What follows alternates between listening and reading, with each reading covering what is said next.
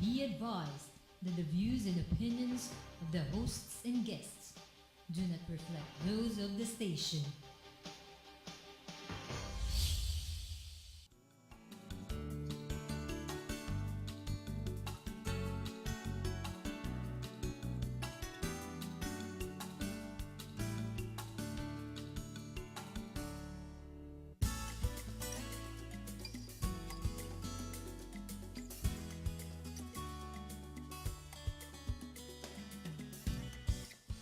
Good evening, ladies and gentlemen, and welcome once again to For the Public Good.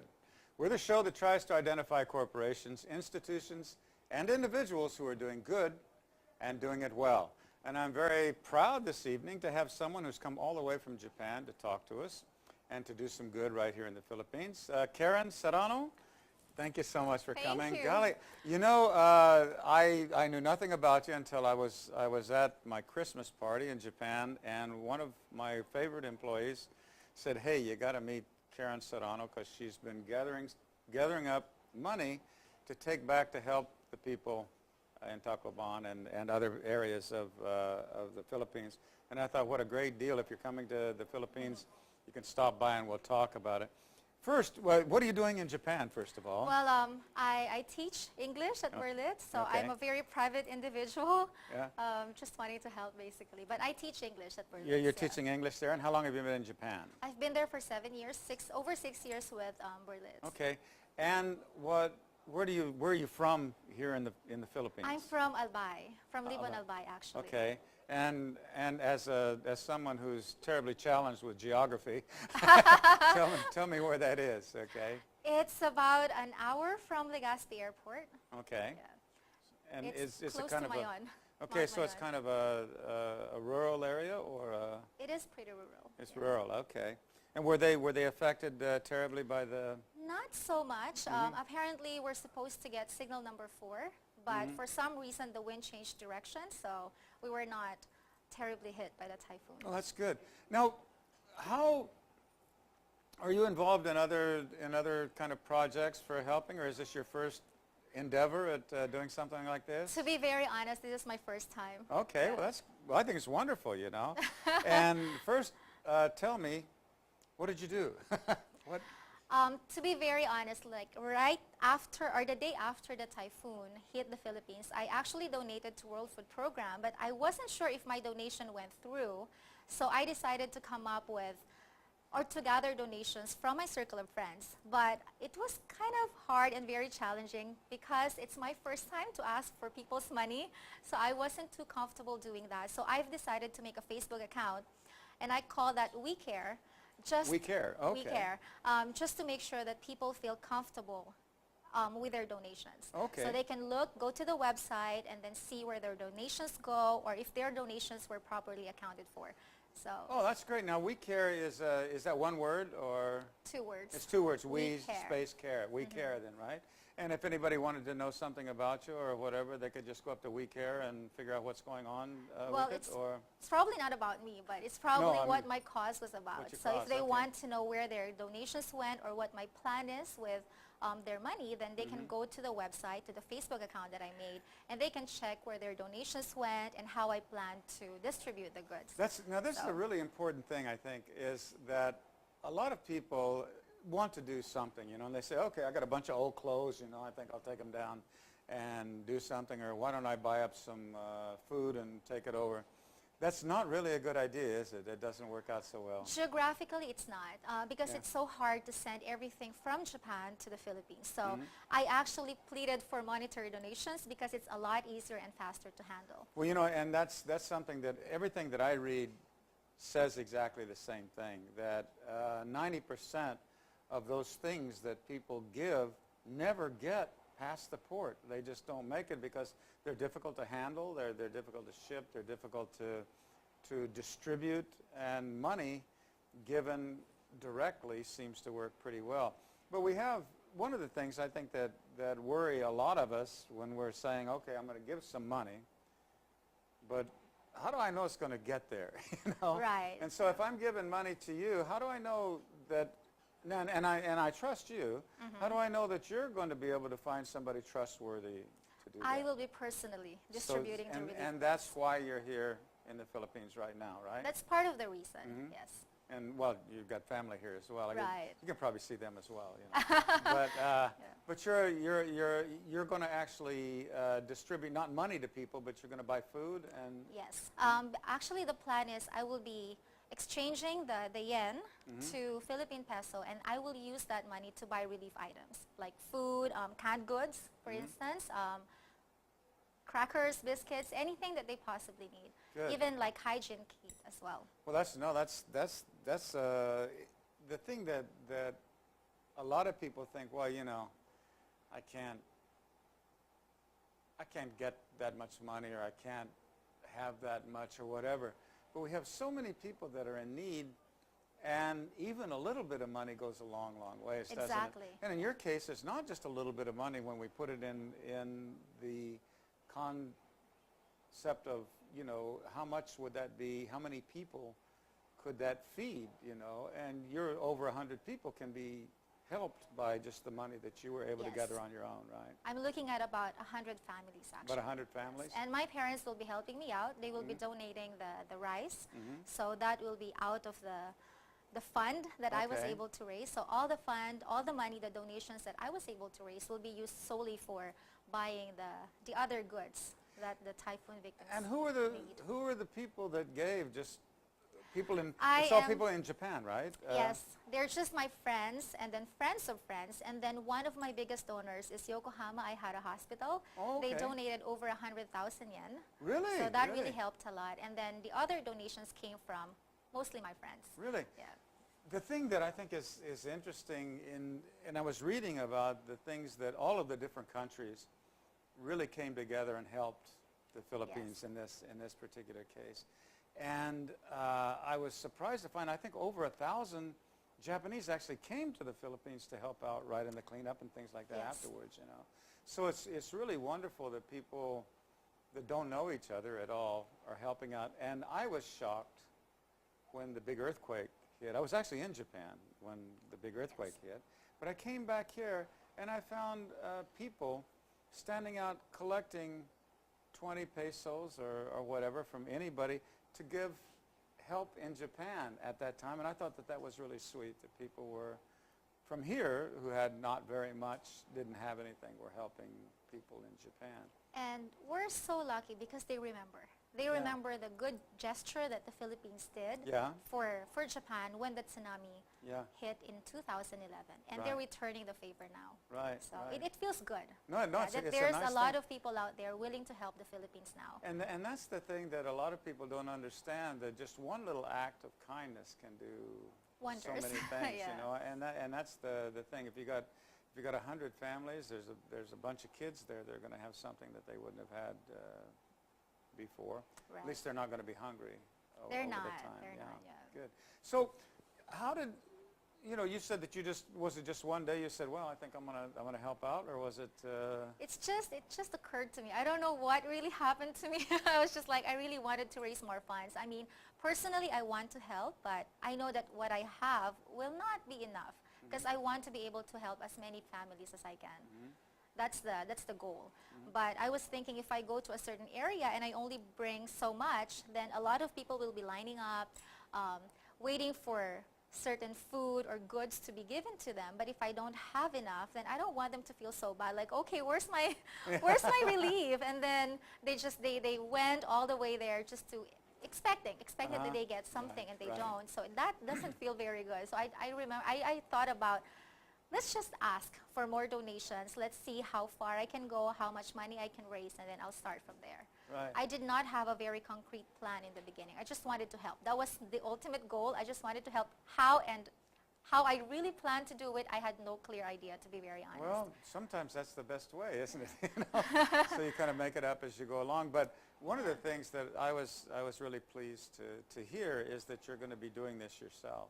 Because I think that's something that a lot of people worry about. Well, you know, so-and-so, I see this thing here, they send me $5 and we'll send me $5 and you'll feed 22 people, you know, for a month, which is silly, of course, you know. Right. And those things, there are so many, and especially with the latest kind of scam things that were going on with NGOs and things here. People are afraid to just give and not know where their money goes, because people would like to have good things happen. And this is one of the things that I would hope that our viewers would understand, and that you don't have to, you can just gather whatever you have and talk to your friends and get some money and go out and distribute it yourself. Spend a couple of days helping people. And if more people did that, boy, we could save more lives. We could save lives and livelihoods, you know. And one of the things that, you know, a lot of people would say, well, yeah, I'd like to give something. I've got some old clothes. I've got this. That really doesn't work. It really doesn't work, because it doesn't get to the where right people, they should. You know. Yeah. Yeah, like somebody sends overcoats from Alaska. That's not going to work very well In this tropical climate. in this climate. And that's one of the hard things that happens. You know, out of they are feeling the goodness of their hearts, but it's not really going to help out. You know. Right. Yeah. And so doing it directly, and that's the thing that you're going to be leaving when. Well, I'm leaving Manila tonight. That's the target. Hopefully, I can book a ticket to get home tonight. And then my plan is to, once I get home, I'll be doing the grocery shopping, and then I'll be repacking the goods. Hopefully by tomorrow or the day after tomorrow. And then target date of distribution is the 21st. If I can do it on the 20th, that's better. Okay. So they can have food on their plates on Christmas Day. The 20th is Friday, is it? Or? I'm not sure. I'm losing track of the days, I don't remember. to be honest. 18th, But 19th, 20th. Yeah, the 20th is Saturday, I think. Yeah, maybe. okay, maybe so that's the Saturday or plan. whatever. So my plan is, for my hometown, we're taking the truck with relief goods, and then we're going to Matnog Airport. It's in Sorsogon. You probably have not heard. Well, I mean, again, getting back geographically, I'm challenged, you know. But so from Matnog Airport, from Matnog Port, we're going to take the ferry to cross over to Samar, and then from there we'll take the truck again, drive to Tacloban. And you're going to go to Tacloban then? Okay, Yes. good. And so that's pretty much the center. That was where the greatest devastation happened, I guess, right? Yes, but since, I mean, the media is so focused on Tacloban, I think we're going, to be very honest, I don't know the area very well. I haven't been there. But the plan is to go about an hour from the main city, which is equally devastated. But, so we're going to go there, and then we're going to extend help there. Okay, great. How many of you are going to be doing this?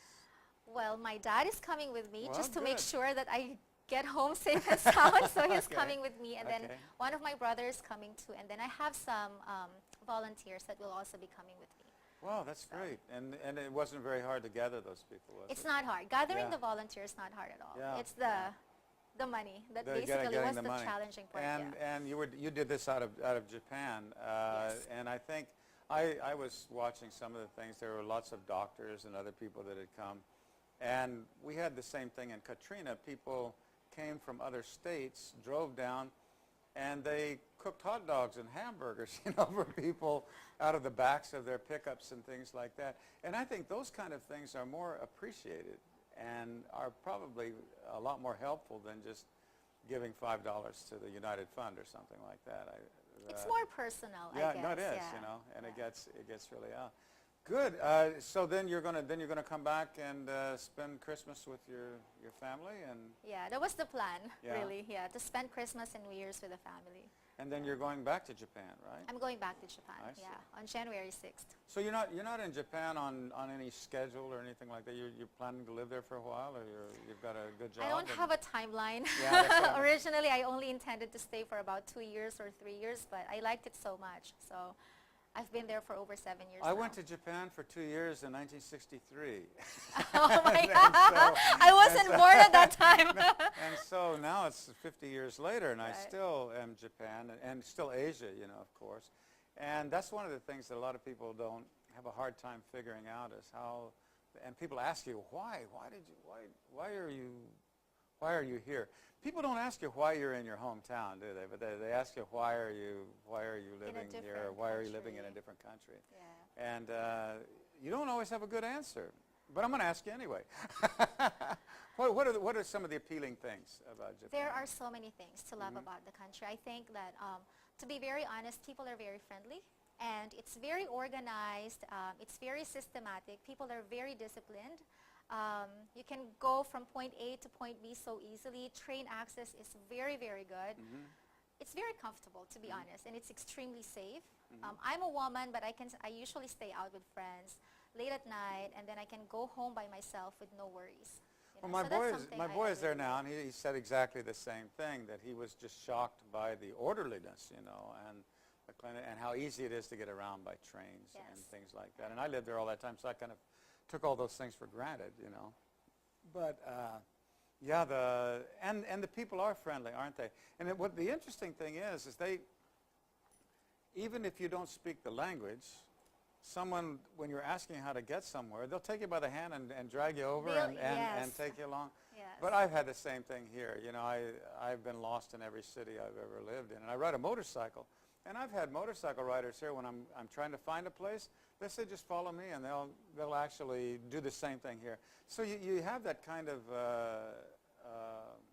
friendliness here the same way that you have it in Japan. It just takes a Yes. little bit different form, probably.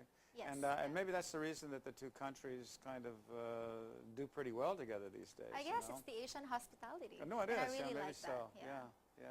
Well, I think Japanese are great hosts. They really are. They're They great are. hosts. And what's the people that were giving to you? You said there was a Japanese hospital that gave a considerable amount, Yes, right? and even Japanese friends. Some of my students also gave some donations, so that's really good too. Yeah. Yeah. And They there's- trusted me, so I so really appreciated it that. wasn't you weren't just going around to foreigners and No, asking them for, no. for running And around. I was teaching them, and they knew I was from the Philippines, so they were asking me, so how's your family? What can we do to help? And then I said, well, since you already asked, I'm doing this. I'm doing a fundraising event for the typhoon victims in the Philippines. And they said, okay, so how can we help? And I said, if you come to my fundraising event, you just have to pay this much, and then a portion of that goes to me. And it's very transparent, because everything that they donated, all the money is on the Facebook page I made. So Okay. they can always go back to that and check. Tell me about your event. What? It's a very simple event. It's just like I called it Dine and Jam for a Cause, because Okay. it's a basically Filipino restaurant, so they can eat Filipino food. And then I contacted some of my friends, because they play the guitar, and I told them, hey, I'm organizing a fundraising event. Can you please support me and play? Yeah. So that's how the Dine and Jam for a Cause Did Ed happened. come over and play? He's pretty good. They you know? did. Yeah, they did. Yeah. And they invited some of their friends to help out. Okay, So well, great, it was great. a very good turnout, considering that I invited people a week and a half prior to the event. So I was only expecting about 30 people, but over 60 people came. So I was Really? extremely happy. Yeah, and Ed was one of them. Ed, yeah. Yeah. But yeah, Ed is fun to be around, and that's great.